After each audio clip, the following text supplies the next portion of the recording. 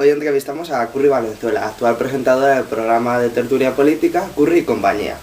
Nuestra invitada estudió en la Escuela de Periodismo de la Iglesia y nada más graduarse empezó su carrera como corresponsal en Washington y en Nueva York, y 3 años más tarde lo haría en Londres. Durante la transición fue redactora jefe del semanal Cambio 16 y entre 1982 y 1985 lo fue de la agencia EFE. Tras esa etapa y hasta 1992 hizo de comentarista política en la revista Tiempo. También ha sido miembro del Consejo de Administración de Radio Televisión Española y desde 1996 ha participado en diversas tertulias de la radio, como pueden ser las tertulias de Radio Nacional de España o en Onda Cero. Además ha participado en programas televisivos como Día a Día con María Teresa Campos. En los últimos años ha compaginado la dirección del programa Alto y Claro en Telemadrid con la publicación de sus 3 libros, Los culpables de la crisis, Sola y 100 personajes que hunden España. Buenos días, Curri. Muy buenos días. Tu trayectoria profesional es impresionante. No, es que soy mayor. Cuando se llega a mi edad sí, y se ha trabajado mucho, te diré que tengo 40 años cotizados a la Seguridad Social. Empecé a trabajar a los 19. Madre y mía. entonces mi trayectoria profesional es muy interesante y muy amplia porque soy mayor y trabajo en todas partes. Bueno, no seas modesta. Has trabajado en los principales medios del país. ¿Cuál es el medio en el que mejor te has sentido? A mí lo que me gusta es escribir. Yo he hecho mucha radio. Yo digo, mira, la televisión me da de comer, la radio es lo que más me divierte y lo que más me gusta es escribir. De lo que más contenta estoy es de que escribo una columna semanal en ABC, en la última página del domingo, que se lee mucho, y eso es lo que más me gusta escribir. ¿Por qué decidiste dedicarte al periodismo? Yo quería ser periodista desde que era pequeña, porque sí, no puedo saber por qué. Yo tenía 10 años y quería ser periodista, tenía 12 años y quería ser periodista, siempre quise ser periodista. No te puedo contar por qué, porque en mi familia ni había ningún periodista ni conocía a ninguno, pero yo quería ver mundo.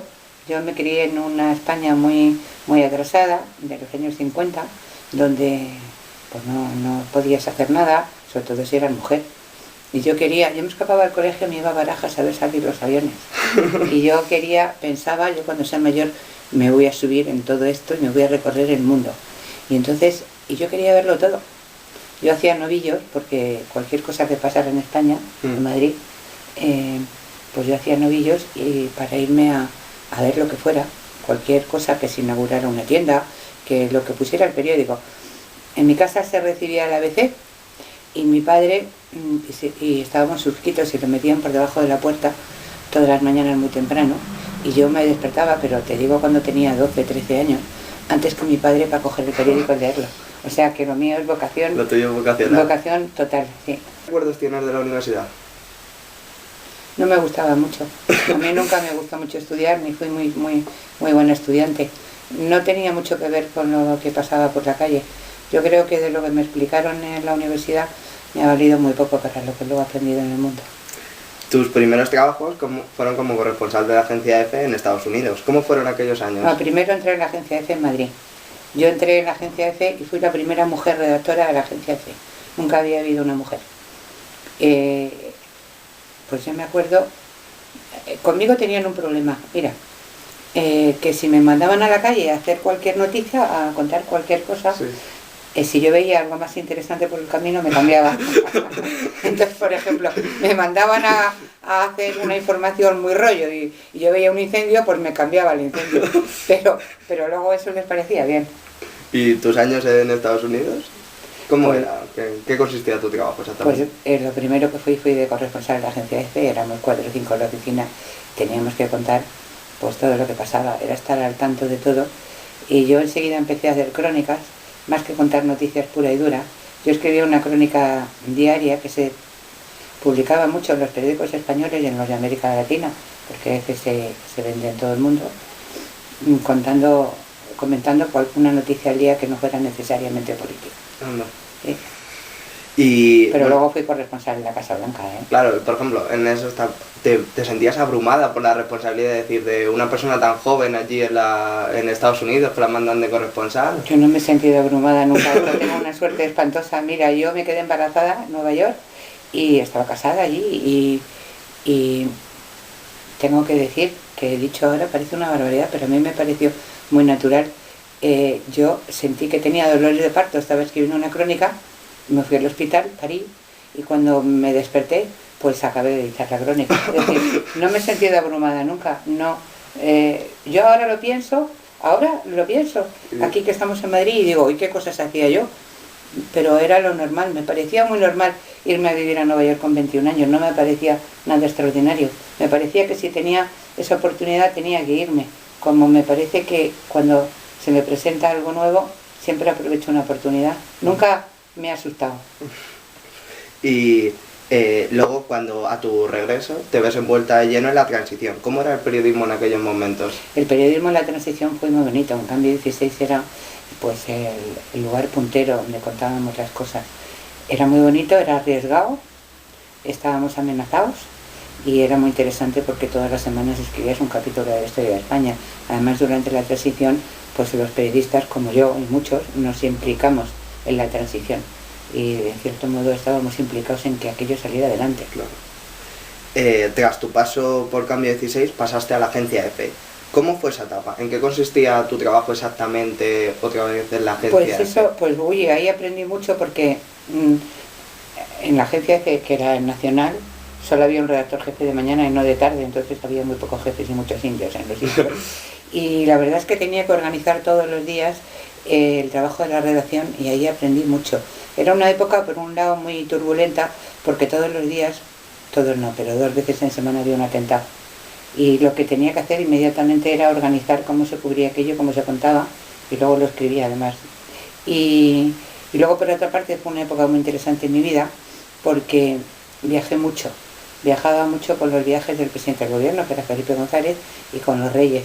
Y entonces la verdad es que viajar, cuando tienes oportunidad de viajar en viajes oficiales de ese tipo, aunque vas muy matada, porque tú quieres ver las cosas y encima luego tienes que estar trabajando, pero vi cosas muy importantes, porque no es lo mismo si tú vas a Pekín como turista que si vas a Pekín y te llevan a ver a Deng Xiaoping, pues es más interesante, Claro. ver cómo tiene la escupidera al lado de la sillita. Y otra cosa, ¿recuerdas alguna entrevista o algún reportaje que te impresionara de aquella época? Pues yo creo, fíjate, una de las cosas que más me gustó hacer fue que cuando estaba en Cambio 16, de repente, los reyes iban a ir a la India en visita oficial. Y me dijo el director, oye, ¿tú te quieres ir a la India a entrevistar a Indira Gandhi? Y dije, pues sí. Entonces me fui yo sola a la India y entrevisté a Indira Gandhi. Me pareció fascinante, era una mujer fascinante, la entrevisté. Me dijeron, cuando lleve media hora ella se moverá y moverá así el sari, que será un indicativo de que la entrevista ha acabado. Y entonces yo llegué a la media hora y ella no se movía y estuve hora y media entrevistándola. Y al terminar ella me dijo que le había gustado mucho la entrevista y como allí mandaba mucho, pues ordenó que un periódico, el Nueva India Delhi, publicara la entrevista en cuanto yo la tuviera escrita y la tradujeron y la publicaron. Madre mía. De la agencia EFE pasaste a la revista Tiempo, una publicación que seguía la línea de Cambio 16 y que dio exclusivas como la primera entrevista de la reina Sofía. ¿Qué destacar de tu paso por allí? Pues mira, yo lo que más me divertí fue contar aquello de cuando Alfonso Guerra cogió un mister para ir a los toros, que fue una escandalera, eso lo escribí yo, por ejemplo. y también escribimos y investigamos mucho lo de la mujer de guerra. Fue la época que empezó la corrupción en el PSOE y la verdad es que daba mucho de sí ser periodista entonces. Además coincidiste con grandes periodistas como su director Juan Lago. ¿Qué crees que te ha reportado seguir? Julián Lago, perdón. ¿Qué crees que te ha reportado seguir siempre muy de cerca los pasos de los grandes del periodismo en España? Hombre, cuando tú tienes un buen jefe aprendes mucho, da gusto, porque te dicen eso sí, eso no, siempre hay que estar aprendiendo. En el periodismo lo bueno que tiene es que para ser periodista hay que ser curioso, tener mucha curiosidad y todos los días levantarse con ganas de aprender algo. El día en que tú te levantas y no quieres aprender nada más, estás muerto para esta profesión. Vale. También has sido miembro del Consejo de Administración de Radio Televisión Española. ¿En qué consiste este cargo exactamente y qué decisiones se tomaban en este consejo? Pues es importante, el Consejo de Administración de una empresa como Radio Televisión es el que tiene que dar el visto bueno a todos los gastos importantes de la empresa. Y luego también teníamos que apoyar o criticar la política informativa. A mí me tocó una época... tenía a María Antonia Iglesias, directora de servicios informativos, así que yo lo que me tocaba era dar caña, y di bastante, por cierto. ¿Y cuál crees que es el principal problema actual de Radio Televisión Española?